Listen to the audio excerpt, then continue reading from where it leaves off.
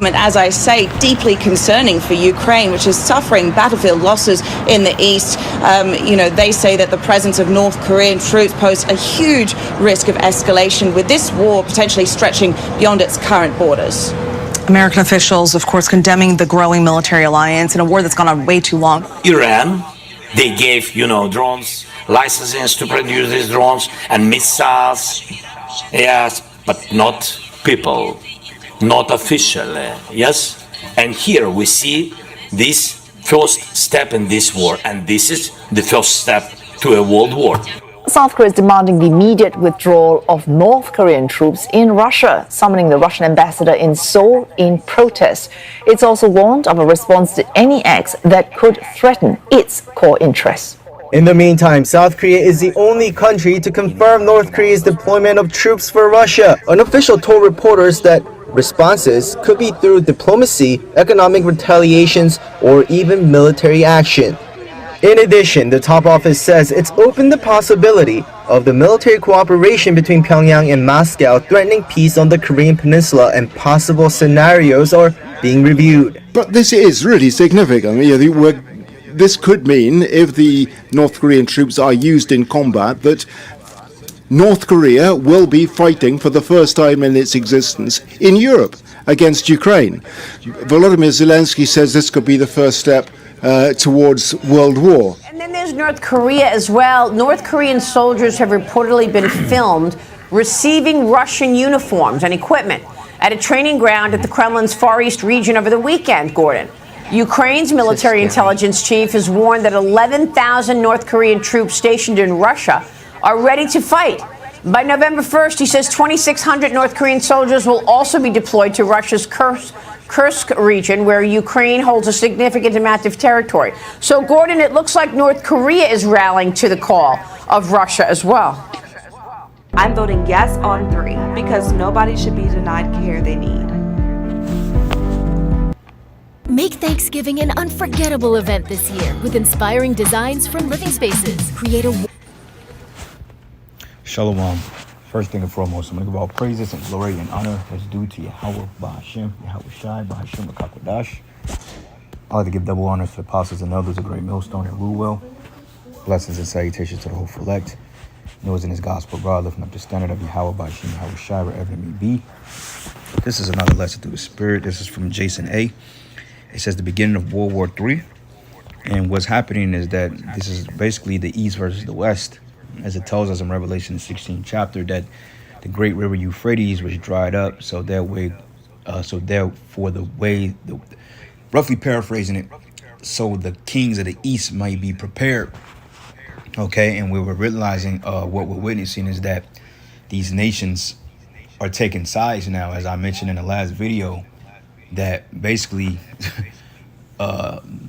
Israel told America, like, look, man, it's time for y'all to take sides. And by default, we know what side they're going to side with because it's written. The least of the flock should draw them out. And what is it talking about? Into this third world war. So we're witnessing I would say we're getting ready to hit the climax part of the third world, because technically we've been in a third world since the time of the Cold War. Okay, as some scholars still say that we're in the Cold War because the war is not hot yet. Yeah, you have you have particular strikes and preventive strikes on air combat, so to speak, from both sides, destroying each other's weapons cache and facilities and stuff like that. But it haven't really began a full ground war yet. And when the ground war hits, that's when it really shit gets turned up. Okay, in order to really take, you're gonna have to invade from the ground. So I believe that they already have political strategy, not political, but in geopolitics, they already have what they call reconnaissance teams to go in and map out a way how they can invade on the ground. Because when you do a ground invasion, that means that you're looking at checkmate. But things are going to get to the point that nuclear weapons are going to be used in this third world war, because for one thing, this is the will of the Heavenly Father. And second of all, both sides want to protect their interests. Okay, it's to the point the Most High is putting a spirit on these leaders of this world to bring out the nuclear artillery, as we saw Russia. They've been testing their particular nuclear weapons. We saw North Korea, okay, China, Iran, these other nations that basically broadcasting their weaponry. Yet America is still decades behind when it comes to nuclear artillery, though they do have nuclear weapons. But a lot of this shit is outdated. So they have to, America's best advantage in world war is or any war is the air game, which they have that on lock. They have that on lock, stock, and barrel. All right. So matter of fact, let's look this up real quick. Russia's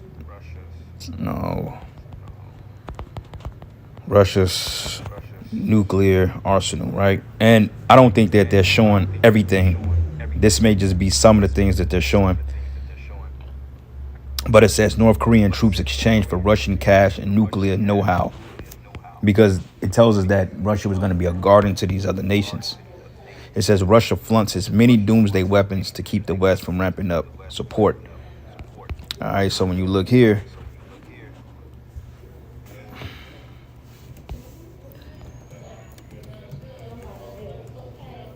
the Russian Federation is known to have possessed three types of weapons of destruction: nuclear weapons, biological weapons, and chemical weapons.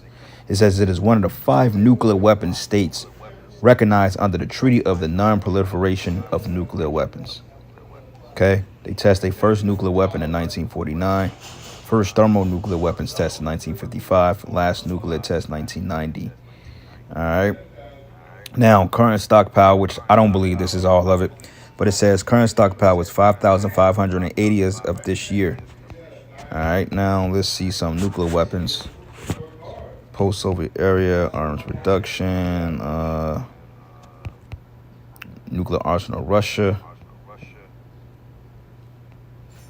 Let's see something here. Nuclear torpedo. I want them to give me just a particular list. I don't want to have to read through all this shit, man.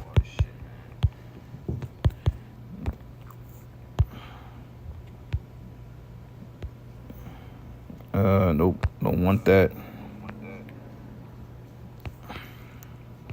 Let's try this.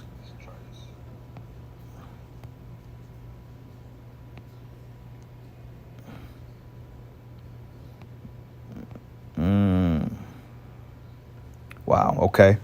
Here we go. So it says at the peak of its arsenal in 1988, Russia possessed around 45,000 nuclear weapons in its stockpile, and roughly 13,000 more than the United States arsenal, the second largest in the world, which peaked in 1966. So it's easy to see how you can get 200,000 as according to the number of what John saw in the vision. Okay, now it doesn't necessarily have to be 200 million nuclear warheads that's in play already, but some warheads can fit up to 20 nukes on there or 20 heads on it, which can do equally the amount of damage, right? So go in here, intercontinental ballistic missiles. This is what we're looking at, which is the RDS-9, which is a 40 kiloton warhead, okay, which is the SS-3. RDS-37, 3 megaton warhead for R-7 Simokoya SS-6 ICBM, and I believe they have something called the Samson too. I don't think Russia have. I believe Israel have something called the Samson as well. But it says the 8F-173 megaton warhead for R-16 SS-7 ICBM, which stands for intercontinental ballistic missile, meaning they can go from one side of the world to the next. All right. So various tactical nuclear weapons, including suitcase bombs, which can go off in cities. I was looking for Satan too, but I don't think they have that on here. You got the United Kingdom. Red beard, green grass, red snow. Blue cat, blue fox, blue peacock, blue rosette, blue slug, blue water, green bamboo, green cheese, green flash. France, warheads, Israel. Which they ain't putting their shit out here. Look, it says Israel is widely believed to possess a substantial arsenal of nuclear warheads and missiles, estimated to be 75 to 130 and 100 to 200 warheads, but refuses to officially confirm or deny whether it has a nuclear weapons program, leaving the details of any such weapons unclear. You see, that's the fucking hypocrisy of these fucking people, man. Everybody else got to display their shit, but they the only ones that get immunity from having not to display their technology. Like, what makes them so special? Like, you fucking small ass for the work, man. I can't wait till the Most High put your asses in slavery, man. We gonna stick it to you. But anyway, let's do one more thing, then we gonna get right back to the scriptures in the video. I just wanted to kind of research some stuff. We research as we go. Satan 2.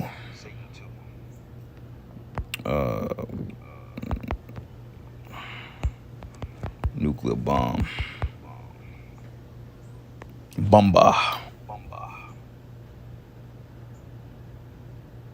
All right. Holy shit.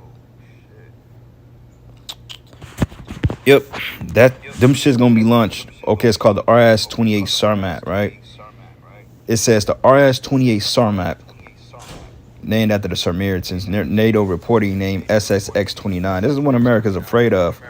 Often colloquially referred to as Satan II by media outlets, is a three-stage Russian silo-based liquid-fueled HGB capable and of FOBS capable super heavy intercontinental ballistic missile produced by Mayakev Rocket Design Bureau, intended to replace a Soviet R-36 ICBM Russian arsenal. That shit was in service since last year. It says the Sarmat, one of the Sarmat bombs, is one of the 6 new Russian strategic weapons unveiled by Russian President Vladimir Putin March 1st, 2018. It reads the RS-28 Sarmat made its first test flight on April 22 of 22. On August 16, a state contract was signed for the manufacture and supply of the Sarmat strategic missile system, but the missile officially entered operational service in September 2023, a little bit over a year, as the world's longest range and most powerful extent ICBM missile.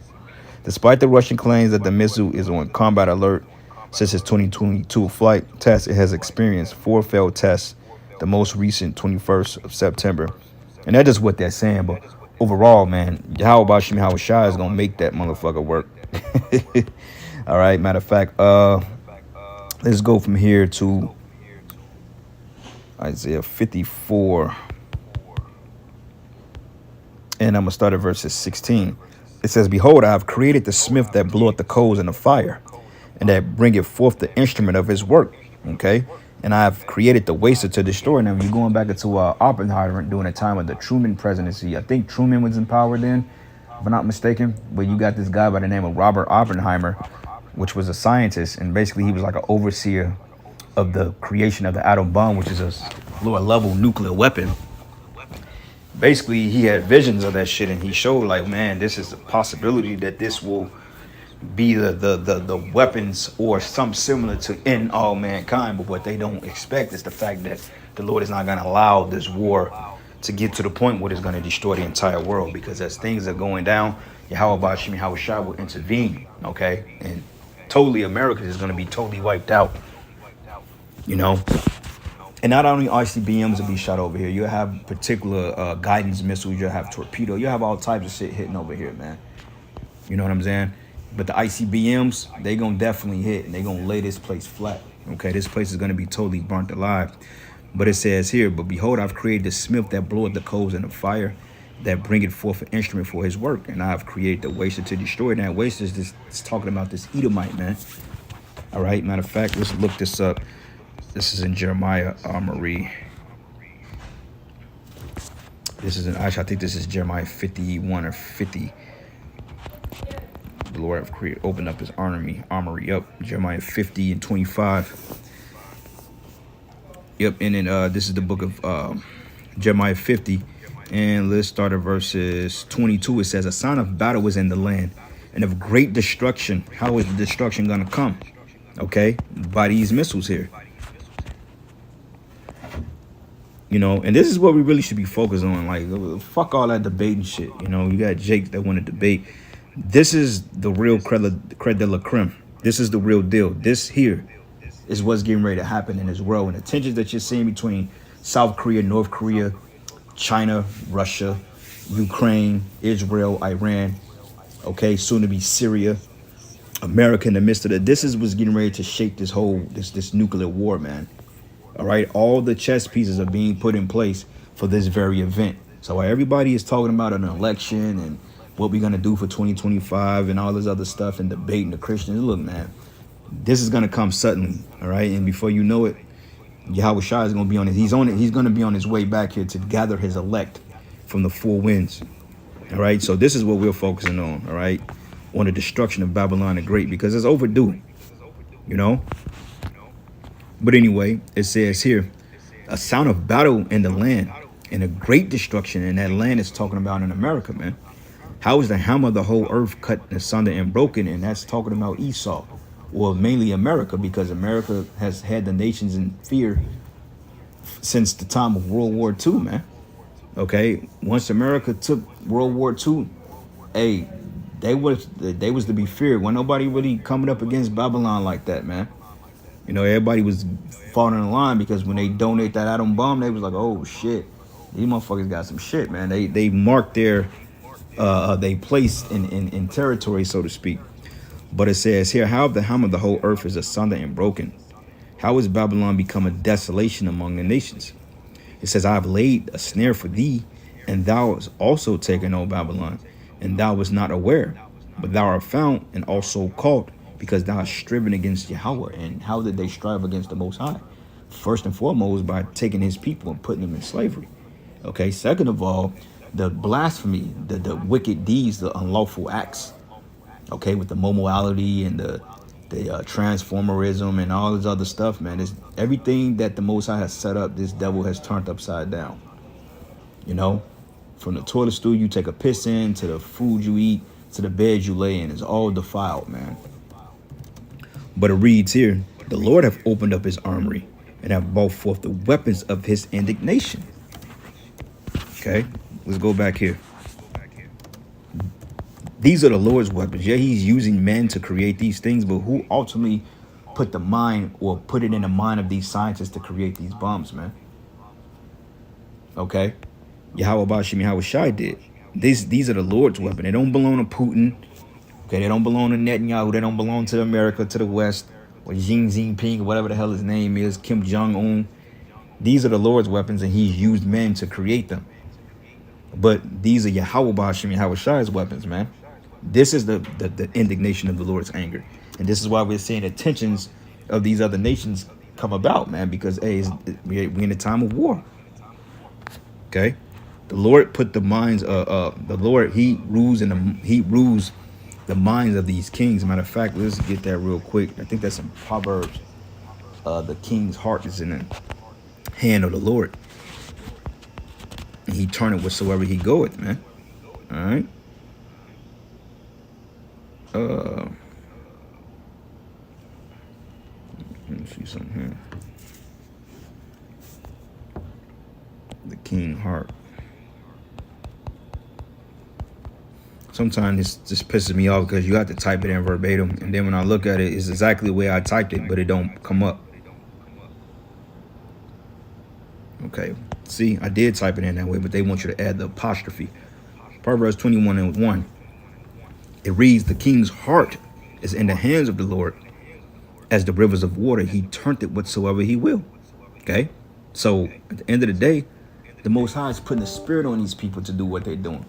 They're not doing it of their own cause because they believe they are in control, but the Most High controls everything, you know.